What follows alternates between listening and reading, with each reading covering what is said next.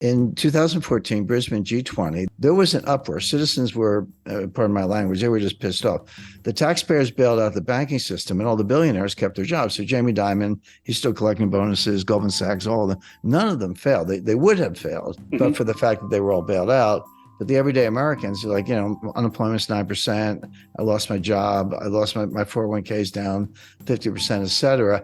So there was a political reaction to that. So in Brisbane in 2014, they came up with not the bailout theory, but the bail-in theory.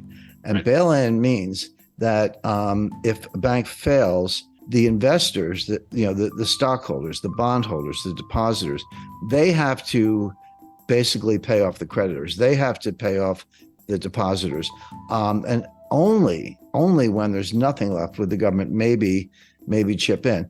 So what? And they put the world on notice. The insured amount in Europe is 100,000 euros. U.S. is $250,000. But the whole world was on notice. That's all we cover. Over that, you're on your own. What the FDIC did on Friday was actually consistent with what they all said they were going to do in 2014. It was a bail-in. And if you had $1 billion deposit, you're going to contribute to the rescue. Within 48 hours, they did a 180-degree turn. They completely blew away the $250,000 insurance limit.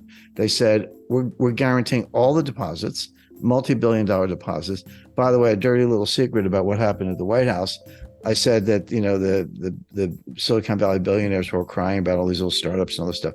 The truth is, a lot of what Silicon Valley Bank was financing was green technology, but they were in the White House sweet spot by saying green, and they were. That was actually what they were financing. Everyone thinks, oh, somebody's working on an app. They weren't apps. They was like battery power.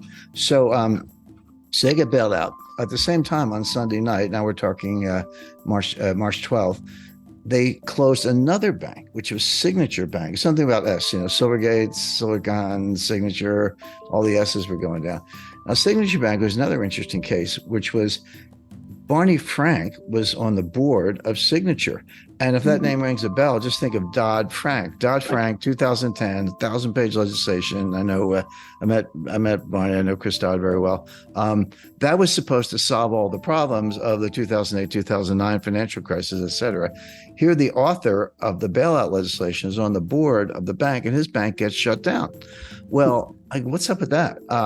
They bought government bonds. And when interest rates went up from 10-year note, treasury note yield to maturity went from 1 3/4 to 4, all those bonds lost 80% of the value. That's what happens on long duration bonds.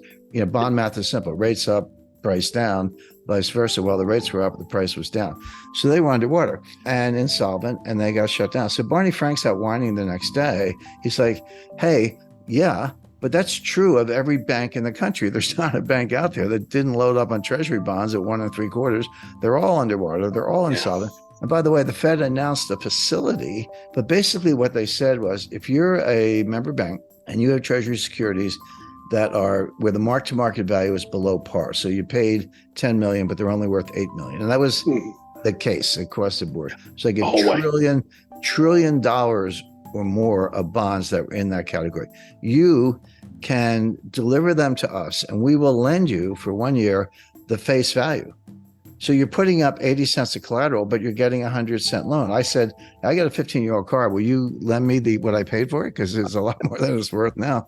But that's what they did. So now my head's spinning. I'm like, well, I get all this stuff, but I'm like, oh, so you just guaranteed every deposit in the banking system without limit, and you just guaranteed every treasury bond at par value without limit. What's left? What else do you have in your bag of tricks? Because you don't have it. There's nothing else you can do. Go back to 2008, they guaranteed every money market fund in the country. So, but here's Barney Frank whining, hey, yeah, my bank was in trouble, but so was every bank in the country. Why did you whack me and give all these guys a pass? Well, the answer is Signature Bank was another crypto bank. It had a portal called Signet. And Signet was a portal to the crypto world. And that's why they whacked it. Notice they whacked 2 crypto banks. Everyone's asking Janet Yellen, it's like, wait a second, what just happened? You guaranteed every deposit in the banking system. And she's like, well, no, not really. It's only if you're systemically important. And you're like, okay, could you please define systemically important so we can tell? Because we're getting our money out of all the banks that are not.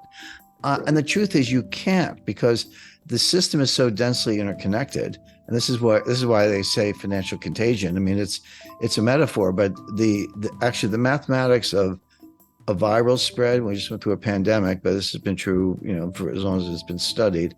The mathematics of viral contagion are identical to the mathematics of financial contagion. The equations are the same, the way it spreads. And of course, Janet Yellen can't define systemically important. Number one, they try, but they can't. Number two, I don't care how small you are. If you're a small bank and there's a run, the guy across the street, he's getting his money out of that bank.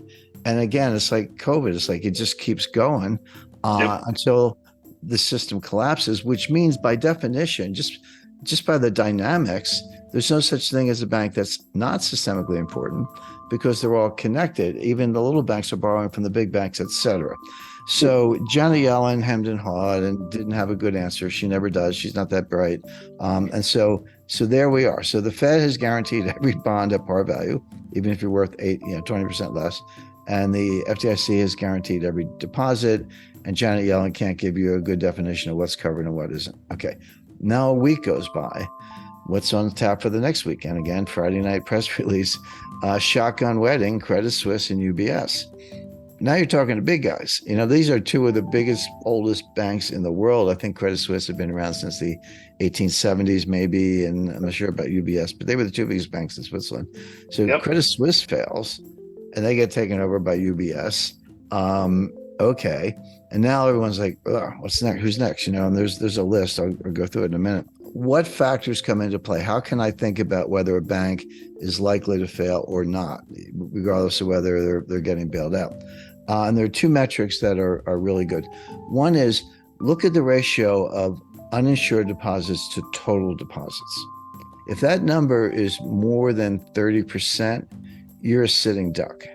And in Silicon Valley's case, it was 97%. They were 97% uninsured. So a little local bank that's got, I'll say 30% uninsured and 70% insured, they're very unlikely to have a bank run. Most of those customers are like, hey, I'm covered, I'm good, I got 100,000 in the bank, all good. But when you're up north of 30, certainly north of 50, 70, 80, 90, you're an accident waiting to happen.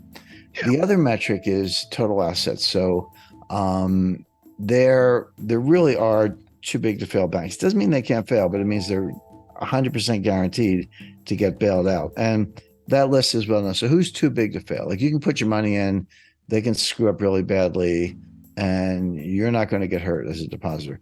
JP Morgan Chase, Wells Fargo, Goldman, the usual suspects, Goldman Sachs, US Bancorp, Capital One, TD, State Street, Citi, B of A, Morgan Stanley, PNC Financial, Bank of New York Mellon, Truist Financial, and BMO Harris. They're the giants, okay? Right.